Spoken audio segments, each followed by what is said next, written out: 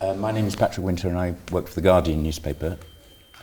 And the question I really wanted to ask you is that you're surrounded by four large-ish authoritarian countries, Russia, Iran, Turkey, Azerbaijan, and you've lost a war quite recently. How much are you worried that you're taking a big risk by trying to get closer to the West? And do you see there being a serious chance for Armenia to be joining the European Union in the next decade? Շնորհակալ եմ, բայց ձեր հարցի մեջ որոշակի ճշգրտումներ պետք է անեմ։ Thank you, but I'll need to clarify some things about your question. In listing the countries that surround us, the statistics are not very precisely reflected, because our neighboring countries are Iran, Turkey, Georgia, and Azerbaijan. And we do not have we don't share a direct border with the Russian Federation. But of course, the Russian Federation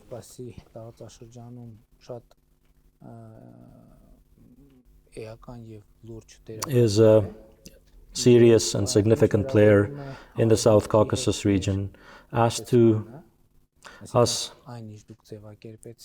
what you said about us coming closer to the West, actually we never were far from the West, so as to necessitate coming closer. Many have cited the example that after the 2018 People's Velvet Nonviolent Revolution, the relationship with the West has become much closer. Well, before the revolution, Armenia and the EU signed a comprehensive and enhanced partnership agreement.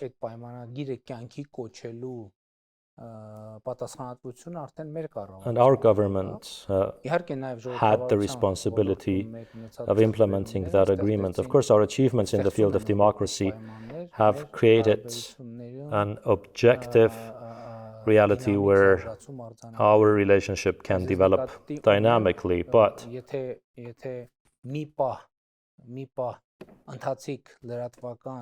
for a moment, if we step aside the current media stream, nothing unpredictable is actually happening, especially because after the 2018 revolution, we said that democracy for us is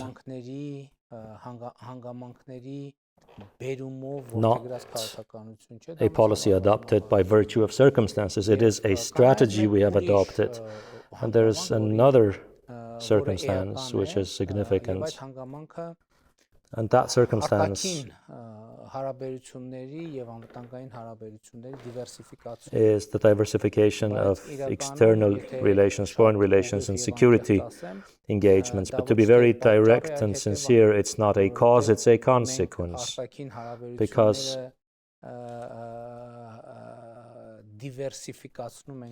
we are indeed diversifying foreign relations, but we're not the only ones who are doing it. Practically around the world, you would not find any actor which is not diversifying its foreign relations. Even those that,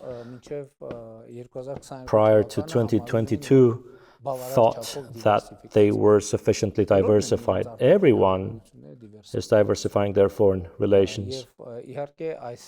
And Armenia could not step aside this new trend. As to further rapprochement with the European Union, I said in my speech before the European Parliament that the Republic of Armenia is ready to be as close with the European Union as the European Union sees possible. At the moment, we seem to be moving in this direction because, very importantly, this is happening publicly. This is a public process.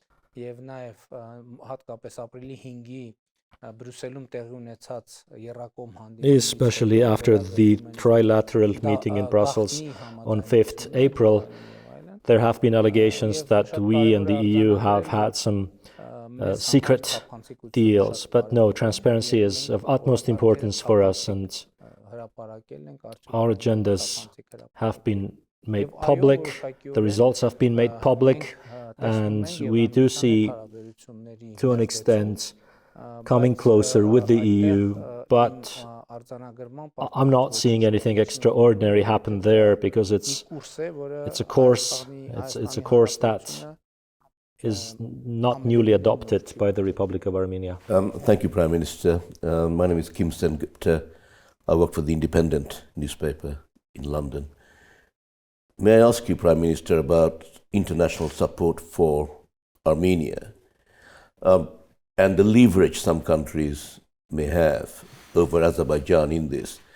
Now, BP has supplied Azerbaijan with $35 billion worth of oil and gas in the last 4 years, and that's 4 times the size of the Azerbaijani defense budget, which has been expanding. Now, this gives UK some leverage over Azerbaijan through BP. Would you like to see the UK use that kind of leverage? And following on from that, again, a question of support. Azerbaijan has been getting a huge quantity of arms from Russia now, Turkey, Israel. I know that Armenia is now getting some weaponry from India and France. Would you like to see other countries step in purely so that Armenia has the means to defend itself? Գիտեք, նախ ես չէ ուզենա մեկնաբանել You see, I would not like to comment on business activities and investments which are made in neighboring countries. One thing I can say is, I think overall, any investment is or should be motivated by having peace in the region or the environment in which the investment is made. And I think generally establishing peace, achieving peace for the international community and for the investors is of interest. But of course, the very first beneficiaries of peace are Armenia and Azerbaijan. So the theoretical premise, which of course is a very theoretical one, could step by step be manifested in more substantive terms. In the last 5 months, we've achieved 2 major agreements with Azerbaijan. Eventually, the peoples of Armenia and Azerbaijan are keen on peace. Of course, the investors, of course, broader economic stability, yes, but we're the primary beneficiaries of peace. So a number of statements coming from Azerbaijan regarding the reforms of Armenia's army and the modernization are. You're right in pointing out the military budgets of Azerbaijan and Armenia. There's a major misbalance, there's a strong misbalance, and that is also a result of the deals that you referred to that generate income for Azerbaijan. But what we are worried about is, even with this misbalance, Azerbaijan is responding very aggressively to the reforms of Armenia's armed forces and to the acquisition of arms and equipment. Although we all understand these acquisitions are solely of a defensive nature, and as I've repeatedly said, any country cannot challenge the right of any other country to have a combat-ready army. And I think having a strong army ready for fight, ready for combat, is sometimes used for war, but having such an army is also important for peace, for the balancing of powers. And that's also the reason why when Azerbaijan raises those questions, referring in particular to Armenia's acquisition of weapons, which are not more than 15 to 20% of Azerbaijan's arms acquisitions in terms of cost and volume, and our acquisitions are mostly of a defensive nature. We respond to those statements too. We invited Azerbaijan to introduce a bilateral arms control mechanism so that we can mutually agree upon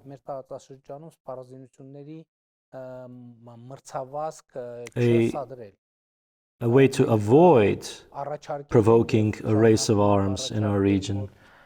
We proposed, and we continue to propose, the mirrored withdrawal of the troops from the border declared on the basis of the 1991 Almaty Declaration. That proposal still stands. We also invited to sign a non-aggression treaty, a pact on non-aggression, before even a peace agreement. A pact of non-aggression would be a much simpler one now that the 1991 Almaty Declaration is being used as the basis for the delimitation process. We can sign a simple paper promising we shall not attack each other on the basis that we recognize each other's territorial integrity and do not have territorial claims upon one another. And therefore, with this logic, I think we should continue our work. The agreement reached last Friday between the delimitation commissions of the two countries. Such agreements could contribute to stability. Let's ask another question. We speak about the military budgets, but of course, durable and longer-term peace would enable all of us to divert these resources or not to spend as much on these purposes and instead to use these resources for the socio-economic problems of our countries. This year, in terms of per capita GDP, Armenia progressed a lot, but still Armenia and Azerbaijan have numerous social problems. If and when it's possible and when we have peace, it will be possible to invest in socio-economic development of the two countries, by the governments of the two countries. And also at some point, we could also think about regional economic development. And it's in the context of regional economic development that we adopted and introduced the Crossroads of Peace initiative, which I hope you're aware of. And we're thinking along those lines. What I mean is we're not preparing for war, we are preparing for peace. On the other hand, though, for so long as we're not convinced that the Republic of Armenia would not undergo an attack, we naturally need to build up our defensive capability. And as I said earlier, 29,743 square kilometers of territory.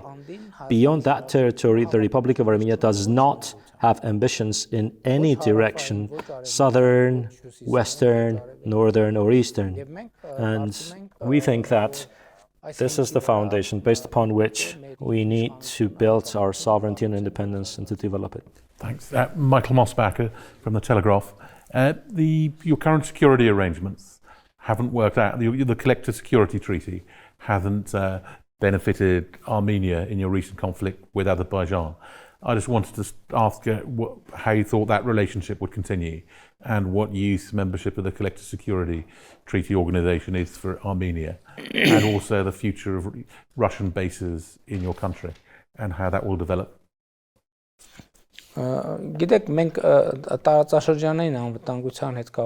As to regional security,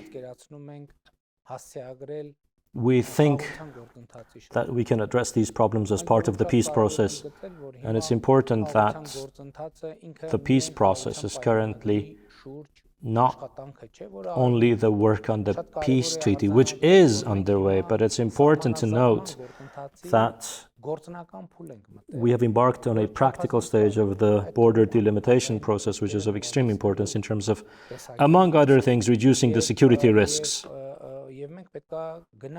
And we need to move in this direction.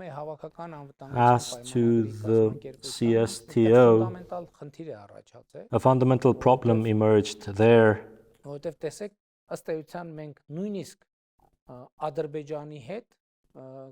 because even with Azerbaijan, we managed to agree in principle on recognizing each other's territorial integrity based on the 1991 Almaty Declaration. And the 1991 Almaty Declaration is accepted as the political basis for the border delimitation process. I would like us to clarify what this means in practice. The 1991 Almaty Declaration, from the point of view of this discussion, contains two important elements. Firstly, that the Soviet Union shall cease to exist, and that was the agreement reached between 12 republics of the former Soviet Union. So all the republics, with the exception of the Baltic states, which at the time had already gained or declared their independence, and the administrative borders that existed between the former Soviet republics shall turn into state borders.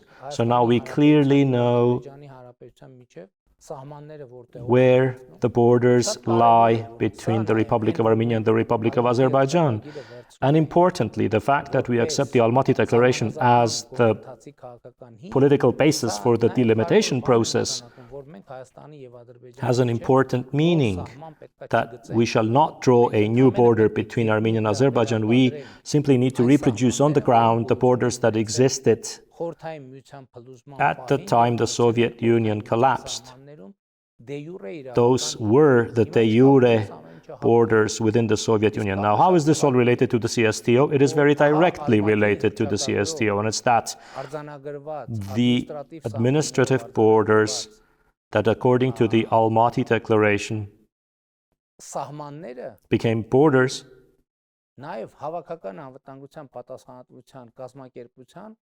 these define the zone of responsibility of the CSTO.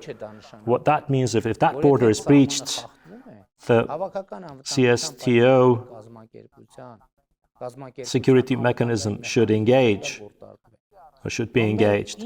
Now, what is the issue that emerged in our relationship with the CSTO? The issue is as follows. When that border was breached in May 2021, in November 2021, in September 2022, and Armenia, according to the established procedure, initiated the mechanism for the crisis response of the CSTO. The mechanism did not get engaged, with the explanation that the borders have not been delimited. And recently such a statement was made by the Russian Federation that the CSTO did not engage at the time because there was no border delimitation or no delimited border or any border, but our colleagues have failed to acknowledge that if there's no delimited border there, does that mean that there is no zone of responsibility for the CSTO as well? Because the border is there and everyone knows where the border lies. So they're saying that the CSTO zone of responsibility cannot be identified by them in the Republic of Armenia. Well, I'm sorry, but that means they're saying that the CSTO does not exist, essentially, because the border between Russia and Japan is also not delimited. As an example. And I'm sorry, I beg your pardon, I know that this is not the intention of our colleagues, but if such were the situation,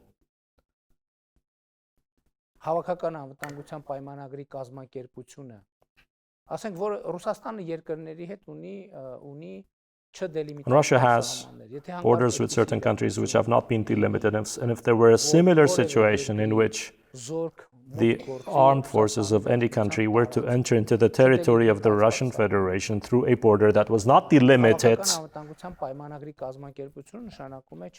would then CSTO not respond in any way? And that would mean that the CSTO does not exist as a mechanism upon which the member states, Russia and Armenia and the other member states, could rely. And that's our question. If we're vesting hope with an organization with which one should not vest hope, because in principle, one cannot vest hope with such an organization. Not just us, but others also cannot vest hope with such an organization, and it's justified by the organization's reaction and statements by some of the member states. Then our society tells us, why do you continue to be a member state of the CSTO? Frankly, I do not have an answer to that question. Thank you, Prime Minister. James Price from the Adam Smith Institute, a think tank. I'd like to know the extent to which you think that the Azerbaijanis and even perhaps the Russians are sincere in their desires to move towards normalization, or the extent to which they're just going through the motions towards future hostile or aggressive activity.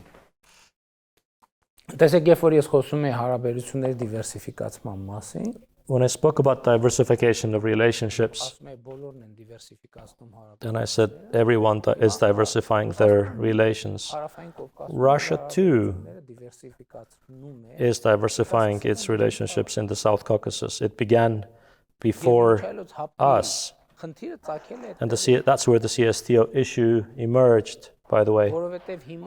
Because currently, within the CSTO, or from the position of the CSTO, and more generally, going back quite a long time, even before the 2020 war,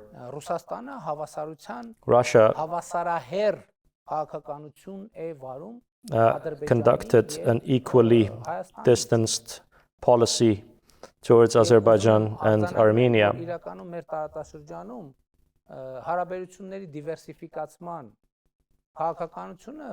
The policy of diversifying relations in this region was started by the Russian Federation.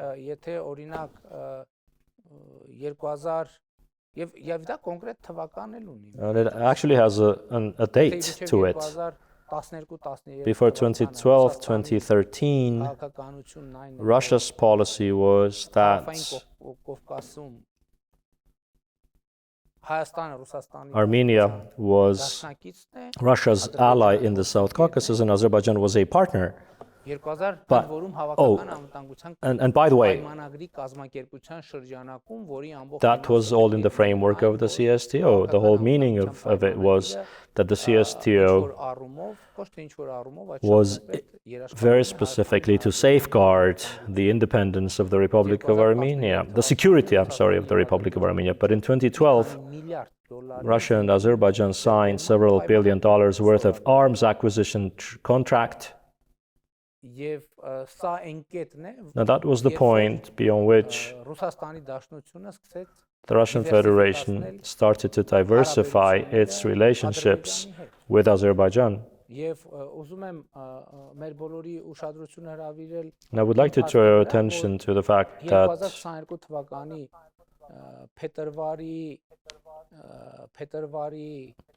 On the 21st or 22nd of February 2022, Russia and Azerbaijan signed a strategic partnership declaration. And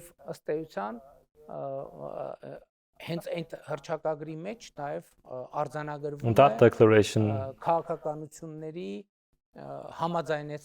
stipulates, among other things, the need to agree upon policies, and it's a public document.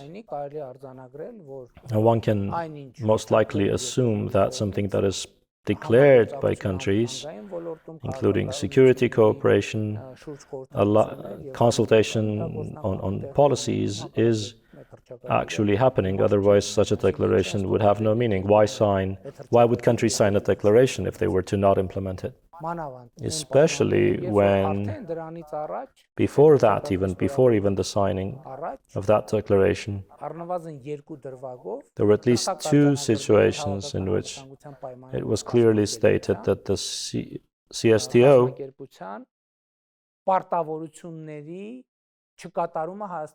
was not fulfilling its responsibilities towards Armenia. There's this interesting case recently where our counterparts from the Russian Federation say they suggested sending peacekeepers of the CSTO to the Armenia-Azerbaijan border. I beg your pardon, but that statement destroys the functionality of the CSTO, because if they were to come, they would have come to the Armenia-Azerbaijan border as an ally of Armenia, not as peacekeepers or peacemakers. Many have said that this is what Armenia said about the CSTO, that's what Armenia said about the CSTO, or this is what Armenia did, so that's what Armenia did within the CSTO, but Armenia did nothing to CSTO. CSTO has done things to itself by its statements, its actions, and its inaction. Under these circumstances, we cannot pretend that we're not noticing all of that. And at the moment, we have, in practice, frozen our participation in the CSTO. And as I can see,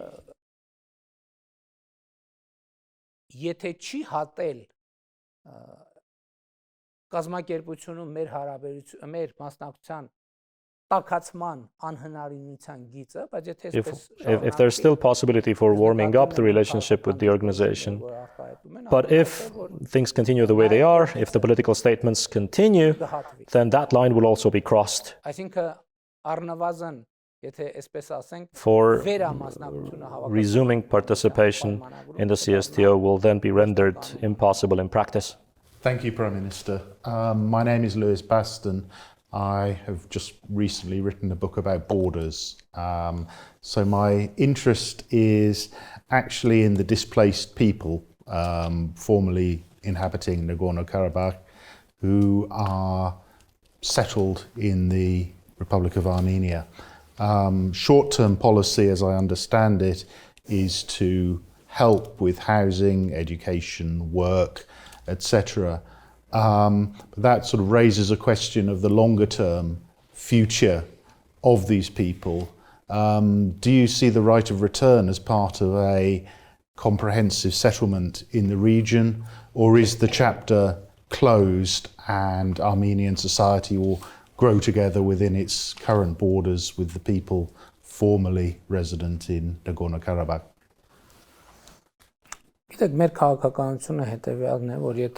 See, our policy is this. If our sisters and brothers forcibly displaced from Nagorno-Karabakh realistically have no possibility or desire to go back to Nagorno-Karabakh, then we will do our best for them to stay in the Republic of Armenia. And I also wish to inform you that recently, during one of my visits to the regions of Armenia, I was approached by a woman who was forcibly displaced from Nagorno-Karabakh, and she asked me a question. She said, how realistic is it that we will have a possibility to go back to Nagorno-Karabakh? And she said, please give me a direct and candid answer. And I told her, I will give you the direct and candid answer. In the current situation, given the perceptions that prevail in our region, and the perceptions that prevail in Azerbaijan, and the perceptions that prevail among the Armenians of Nagorno-Karabakh, with those perceptions, I said, I do not consider it realistic. And I said, I cannot lie to you. Because if it were realistic, then the displacement from Nagorno-Karabakh would not have happened. Additionally, though, the government of the Republic of Armenia have done our best. In the final days, in September 2023, we were accused of allegedly, and this was not the case, of course, but we were accused of allegedly, and that accusation came also from some people at the time in power in Nagorno-Karabakh who accused the government of Armenia of supposedly, allegedly, not allowing the people of Nagorno-Karabakh to find salvation by moving to the Republic of Armenia. At the time, here's what we were thinking. We wanted to our best to create conditions as far as we were concerned, because understandably this decision was not only up to us, to our best to ensure that the forcible displacement, the ethnic cleansing of the people of Nagorno-Karabakh did not happen. But our results were our efforts were in vain. And quite the opposite. There were some forces that, under those circumstances, wanted to draw the Republic of Armenia into a war, having their far-reaching goals. Going back to questions answered earlier, one thing I told you was the Republic of Armenia is not preparing to fight a war for Nagorno-Karabakh. I told you that 29,743 square kilometers is the territory of the Republic of Armenia. And beyond that territory, or rather, beyond the internationally recognized borders, the Republic of Armenia has no aspirations, no claims. And we hope that in the border delimitation process, the territorial integrity of the Republic of Armenia will be restored. By the way, I believe that in the border delimitation process, with the decisions taken so far, we have already demonstrated that we are candid. We have demonstrated that we are sincere, because one thing we did was we noted that the government of Armenia is ready to take steps within its powers so that in those 4 Azerbaijani villages, Ghazalhajani, Khayremli, Ashagaz Kipara, and Baganis Ayram, that in those villages where no people currently live, to make life possible for people, to make it possible for them to live there. But we're also stating that as a result of that same process, it should become just as possible for people to lead a life free of stress in the Baganis, Voskepar, Girans, and Berkaber villages of the Republic of Armenia, for people to live in their homes, to create family and to have children without concerns for security. But that's the point on which the governments of Armenia and Azerbaijan need to convert the theoretical peace agenda into an actual peaceful reality. And it's true that this is a local issue, a local matter on which we've agreed so far, but the quality of implementation of these local agreements will increase or decrease trust in the peace agenda and the feasibility of peace. And I trust that it will increase.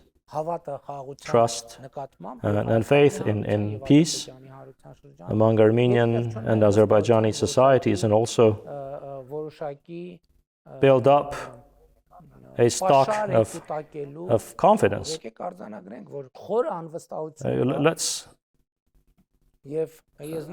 Let's agree that there is a profound lack of confidence. And I want to say words of praise. The Border Delimitation Commission members and the two co-chairs for the work they've done. They've tried molecule by molecule to build trust, to build confidence. And if treated delicately and with care, it can develop. And if not treated with care, it may fall apart. These commissions are led by Deputy Prime Minister of Armenia, Mr. Grigoryan, and Deputy Prime Minister of Azerbaijan, Shahin Mustafayev. Prime Minister, I'm Giles Fraser from BBC Radio 4 Beyond Belief. Armenia is the oldest Christian country in the world. I wonder if you could describe for me something of the destruction that's been going on of churches and crosses and headstones and why that's so significant to so many people here. Գիտեք, դե հոգևոր արժեքները իրենք ունենում են ֆիզիկական արտահայտություններ եւ spiritual values have material manifestations.